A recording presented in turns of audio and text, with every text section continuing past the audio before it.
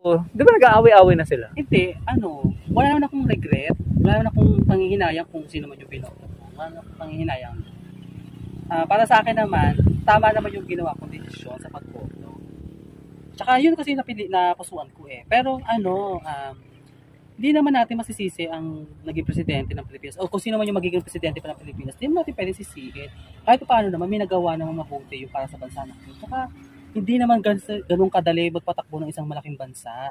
Kaya para sa akin, nakagawa ng 10 tama, tapos nakagawa ng isang hindi maganda, parang yung 10 tama, lahat Manila. Di ba? Parang pangit naman tignan. Attorney Lenny, okay pala siya, no? Kasi parang kahit hindi siya nanalo, kahit hindi ko siya naboto, okay pala siya kasi nakikita ko na parang nagpapatayo siya ng mga dormitoryo, namimigay siya ng mga gadgets para sa mga estudyante. Wala akong idea dun sa Angat Buhay, pero parang nakita ko naman na ang ganda niya, ang ganda nung proyektong yon. Kaya para sa akin, kung sakali man na magiging presidente siya sa susunod or mag-run man siya, tumakbo siya ulit at nanalo siya, siguro ko mas magiging maganda pa yung kalagayan ng bansa natin. Yun lang para sa akin. Pero wala akong panghihinayan doon sa binoto ko kasi nakikita ko din naman yung binoto ko malaki din yung nagawa.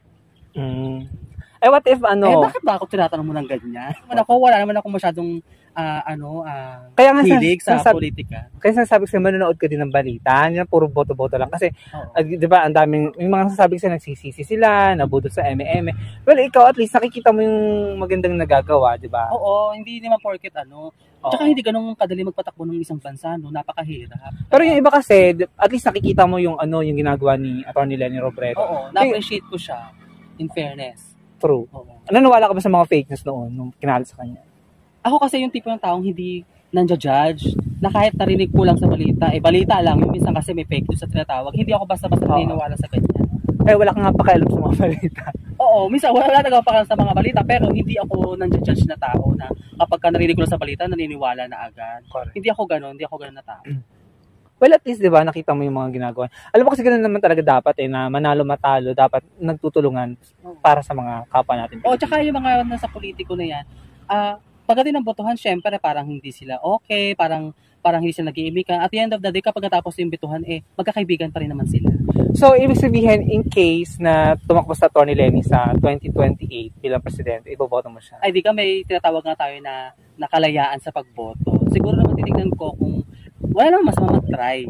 Kahit sino pa yung makakalaban niya? Kahit sino pa yung makakalaban, itatry ko, para sa akin, itatry ko si Atty. Leni kasi nga, parang nakita ko nga na okay lahat yung mga ginagawa niya. Oo. Wala naman ako nakitang ginawang kasalanan ng Atty. Leni sa Pilipinas. At saka sa lahat na naging presidente ng Pilipinas, saludo ako sa kanila kasi ang galing nila talaga na, alam mo yun, hindi ganun kadaling magpatakbo ng isang malaking